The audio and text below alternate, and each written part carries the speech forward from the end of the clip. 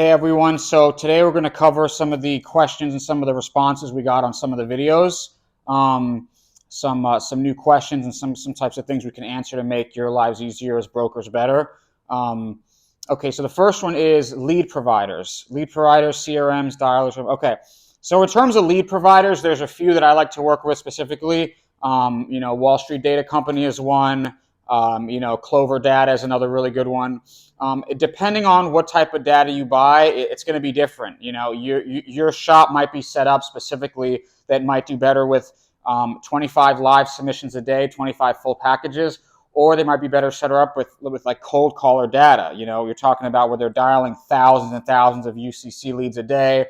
Or you might like age packs or age data or live inquiry. It really depends on what type of what kind of shop you guys run, how many people you have.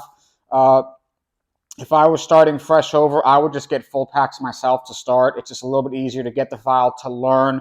You're battling more people, obviously, and some people don't like packs because of that. But you're learning very fast when you're working with full package leads, because you're talking to people that are in the thick of it.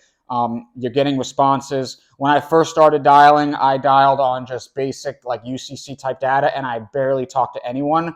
I would go a whole day with not getting more than 10 seconds into a phone call with merchants, and it really took forever to learn. And I actually gave up for about a year, then I came back to it. Depending on what type of shop you are, there's different types of data, packages, UCC, age packs, live inquiry if you have your own marketing. That's another one I forgot to mention. But yeah, there's different strokes for different folks. CRMs, a shop that I work with, they have Centrix, and I think that's one of the best. I know they had some type of issue with a data breach, but I think they're one of the best. The old owner, or the owner would tell me that the best way to work these, and I really like this, is in tabs, where you'd get a file, or let's say you have a list of 10 leads, and you'd open each one into a tab. That way you can make the call, do the disposition on each lead, and then work to the next one, and then circle back, let's say in an hour and 20 minutes, and then hit it again. And you can keep putting in your dispositions. If you want to send a text out through it. A lot of people don't like CRMs, which is understandable. I didn't at first either. And you like it more old school, where you just have your files come in, you have the phone numbers, you hit them. It's really just a personal preference, however you like to work. Some people, if you told them that they would be making, $300 to $500 a day on a dialer, they put a gun in their mouth, and some people love it. Other people would rather just work with 10 to 20, live package or live inquiry leads, where someone fills out a web form and then you hit them right away. And you're battling other people, obviously, unless it's your own specific marketing, and still you most likely are battling people anyway. So again, this is personal preference type of stuff. It's talking about dialers and scrubbing against DNC and litigators. That is so annoying that one of my partners had to pay $10,000 because of one of these DNC, do not call litigators. I would just say make sure whoever you're buying your data from, make sure they're good. And most reputable places like a Clover, they'll sell you data that's scrubbed against the DNC list, and it's really cool. They'll like send you, they'll send you a text throughout the day or week saying, do not take this person off the list. Take this person, they're now on the DNC list. Or again, you can go to Wall Street Data Company, however you want to do it. Okay, another question, this is kind of cool, is how to overcome social security number. The merchants are not always comfortable to give it. So this is all about building rapport. One of the things I talked about in the other videos is collecting the information from the app while you're speaking to them. Oh, great, so-and-so, gotcha. And what was the EIN for the business? Again, I don't have that in front of me. And you're filling it out, et cetera, things like that. So with the social security number, you need to have a good rapport with the business owner. If you're pulling in the app and you need the social security number to start, I would say things like, okay, listen, by the way, I have everything I need here. I'm just missing your date of birth and social. What is it? Oh, I'm not giving you my social security number.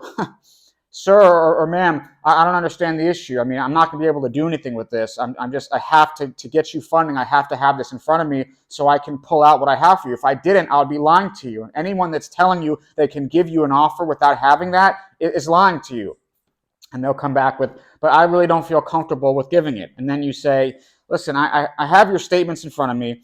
I have to make sure with my funding that there's no issues. I don't want to tell you that I can get you a specific amount, and then they run your social, and God forbid there's a bankruptcy, or you're late on every single mortgage payment, or your credit is at 300. I don't know these things. I'm not saying that is the case, but we have to be sure. There's so much fraud. People are submitting it without the correct information. We need to make sure. Normally, that'll get the social. But if you keep having issues with that, I would say it's more about the rapport. I mean, if you're having a good conversation with someone, you'd be surprised. Getting the social is not that difficult. But if you're just calling them right away, hey, real quick, you just spoke to them, you just got them on the phone, then you say, what's your social, your date of birth, your home address? That's going to sound kind of sketch. So you want to build a rapport. Hey, yeah, we're reaching out to some specific business owners in this, with what's going on. We work with a limited amount of people. We're looking to put out capital to help small business owners like yourself. Okay, what would the capital be for? Okay, what are you gonna use it for? Is it gonna be for this, or okay, expansion, working capital? Do you need it for payroll? Are you using it to pay off other positions? I hope not. Okay, it's for this. They're gonna say to you, oh, it's because I'm starting this new project. Okay, great.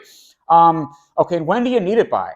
I mean, I really don't need it till next year. Okay, well then you launch them in a nice way. Or they say, oh, I need the money yesterday. Okay, sure, certainly. Listen, I'm glad you said that, because one of the good things about us is we specialize in getting funding out, urgently, super fast. Let me just collect a couple docs from you. What's your email address? Boom. And then I have other videos, how the point of this is to show you that if you build the rapport the right way, again, if you don't have rapport, you don't have anything, you'll get what you're looking for, and they'll be happy to give it to you. What else? I think that's pretty much it for now. Again, I'm working on a course. A lot of people don't want to do the training sessions, once or twice or 3 times. They want to just, get a course. So I'm working on building that up, and I'll offer that for the cost of one training session. You'll have, lifetime access, or however it is. Please keep putting your questions in the comments, and then I'll get to them and I'll answer them just like this video. But yeah, happy funding, everybody. Okay, thanks so much.